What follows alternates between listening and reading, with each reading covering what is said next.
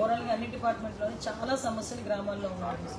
ఎందుకంటే మేము ప్రతి గ్రామం కూడా ఎలక్షన్ క్యాన్వాస్ అయితే చాలా మంది మా దగ్గరికి వస్తుంటారు. బట్ విషయం ఏంటంటే ఎంతవరకు మన పాసిబిలిటీ ఉంటుంది, చాలా హౌసింగ్ డిపార్ట్మెంట్లో కానీ చాలా ఇష్యూస్ గ్రామ లెవెల్లో ఉన్నాయి. ఆ గ్రామ లెవెల్లో ఉన్న ప్రతి ఇష్యూని కూడా రిజాల్వ్ చేయాల్సిన అవసరం అఫీషియల్స్ అందరి మీద ఉంది. మొత్తం కలెక్టర్ గారి దగ్గర నుంచి అందరూ కూడా ఇనిషియేషన్ తీసుకొని యాజ్ వెల్ యాజ్ పాసిబుల్ దాన్ని కూడా మనం స్టిమ్యులేట్ చేయాలి. దీనన్నిటికీ కూడా ఒకసారి ఒక రివ్యూ కార్యక్రమాన్ని ఏర్పాటు చేసుకొని రివ్యూ కార్యక్రమాలు ఇవన్నీ కూడా కొంచెం డీటెయిల్గా ఇన్డెప్త్గా వెళ్ళి గ్రామంలో జరిగే ప్రతి ఇష్యూ గురించి కూడా మేము మాట్లాడడం జరుగుతుంది. ప్రతి ఎమ్మెల్యేస్ని కూడా ఎమ్మెల్యేస్ అందరితో పాటు కూర్చొని ఎమ్మెల్యేస్ అందరూ వాళ్ళ తాలూకా ఒపీనియన్స్ కూడా తీసుకొని ఇక్కడ ఉన్న ఎంపీ గారి ఒపీనియన్ కూడా తీసుకొని ఓవరాల్గా ఒక రివ్యూకి కూర్చుంటాం మేము అందరం కూడా. ఎందుకంటే ఈరోజు ఇప్పటికీ కూడా ఒకసారి ఇరిగేషన్ గురించి మాట్లాడాలనుకుంటే ఇరిగేషన్ అఫీషియల్స్ చాలా మట్టుకు ఈవెన్ వర్క్లు కూడా జరగలేదు. చాలా ఎగ్జాంపుల్ నా నియోజకవర్గమే కాదు, గ్రోయిన్స్ లేక వాటర్ అంతా సముద్రంలో కలిసిపోయి ఎక్కడ కూడా గ్రోయిన్స్ లేక ఇప్పటికీ కూడా ఇరిగేషన్కి సంబంధించి వ్యవసాయానికి నీరు లేక ఇబ్బంది పడుతున్నారు.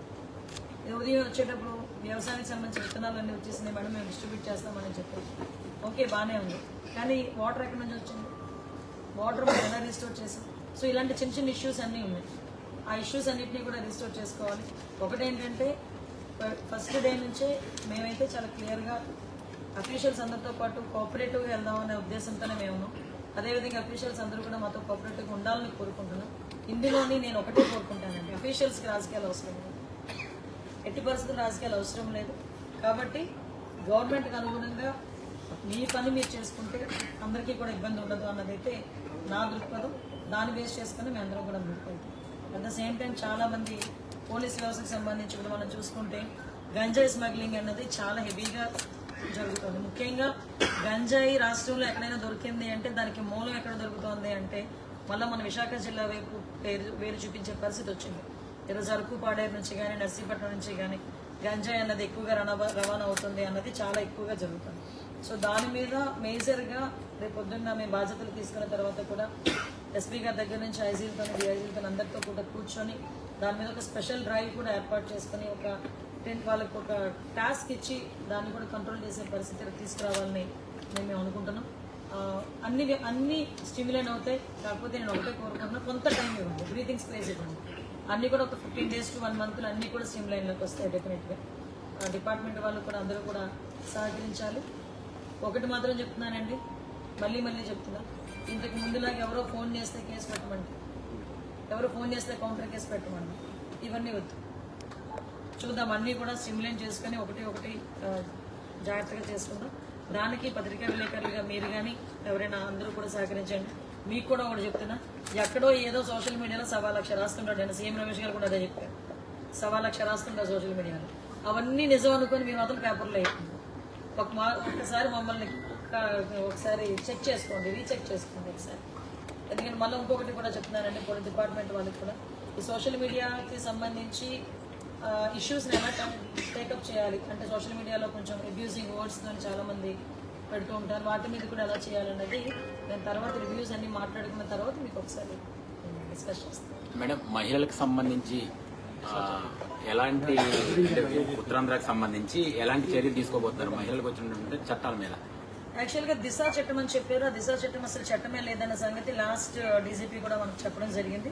హోమ్ మినిస్టర్ కూడా లాస్ట్లో ఒప్పుకున్నారు, ఆవిడ కూడా ఒప్పుకున్నారు. దిశా అన్నది చట్టం యొక్క చట్టబద్ధత కల్పించలేదు అని. నేను మొన్న రీసెంట్గా నేను ఎంక్వైరీ చేసుకుంటే అది కూడా పార్లమెంట్ లెవెల్లో ఉండి అది బ్యాక్ వచ్చేసింది ఢిల్లీ లెవెల్ నుంచి అని చెప్పారు.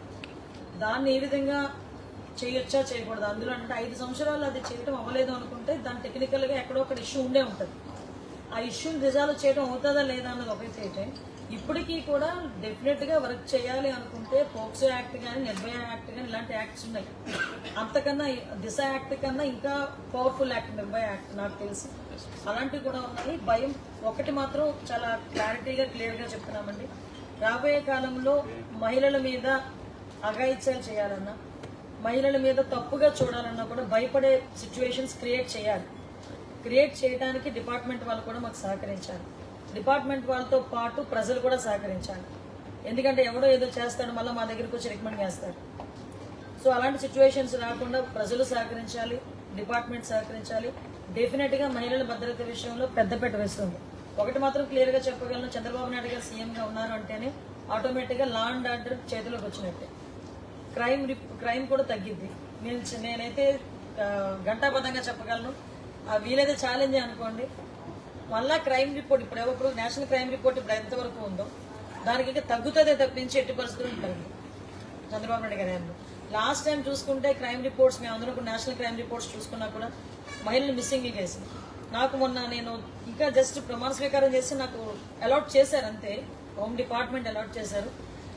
చాలా ఫోన్లు వచ్చినాయి నాకు, మెసేజ్లు. నిజంగా నేను ఆ వాట్సాప్ చూస్తే కనుక ఒకసారి కూర్చొని మొత్తం చూడాలి బేసికల్గా. ఒక అతను యుఎస్ లో ఉంటాడు, వాళ్ళ అమ్మాయి తప్పిపోయింది వైజాగ్ లో, కేసు పెట్టాము, ఈ రోజు వరకు కేసు మాకు ఫైల్ చేయలేదు అని చెప్పారు. అంటే మే 14th సంథింగ్ ఎప్పుడు అమ్మాయి మిస్ అయిందని చెప్పి డేట్ కూడా చెప్పాను. అంటే అలాంటి కేసులు అతను ఒక మాట అన్నాడు నాతో, మా అమ్మాయి బతికిందో చనిపోయిందో మాకు తెలియదండి, కానీ మా అమ్మాయి పరిస్థితి వేరే అమ్మాయికి రాకూడదు, కొంచెం దాని మీద యాక్షన్ తీసుకోండి మేడం అని చెప్పి తను అక్కడ నుంచి నాకు ఫోన్ చేశారు. సో నేను ఒకసారి రేపు మళ్ళీ తర్వాత కూడా ఆ కేసు డీటెయిల్స్ కూడా ఇచ్చేవి, నేను డెఫినెట్ గా అక్కడ సిపి గారితో ఒకసారి మాట్లాడతాను. అంటే ఇలాంటి సిచ్యువేషన్స్ ఉన్నాయని చెప్పడానికి ఒక ఎగ్జాంపుల్ చెప్తాను. సో డెఫినెట్ గా మేము దాని మీద చర్యలు తీసుకుంటాం. 30,000 మంది డెఫినెట్ గా ఉంటుందండి, ఎందుకంటే కొన్ని సందర్భాల్లో చాలా కేసులు ఈ రోజు వరకు కూడా మూతపడిపోయినాయి. అంటే పొలిటికల్ ప్రెషర్ అవనండి, వాట్ ఎవర్ ఇట్ మేబీ, చాలా కేసులు ఇప్పటి వరకు కూడా మూతపడిపోయినాయి. 30,000 మంది అంటే ఏదో వేగ్గా చెప్పడం కాదండి. నేను నేషనల్ క్రైమ్ రిపోర్ట్ చదివిన తర్వాతనే నేను కూడా ఆ రోజు కూడా ప్రెస్ మీట్ పెట్టడం జరిగింది. కొంతమేరకు మిస్సింగ్ కేసులు అయితే చాలా ఎక్కువగా జరిగినాయి, అఘాయిత్యాలు జరిగినాయి. ఓవరాల్ గా ఒక రోజుకి 8 సంఘటనలు జరిగేటట్టుగా యావరేజ్ కూడా జరిగింది. సో అవన్నీ కూడా తగ్గుతాయని నేను తగ్గాలి అంటున్నానంటే 80% తగ్గాలని.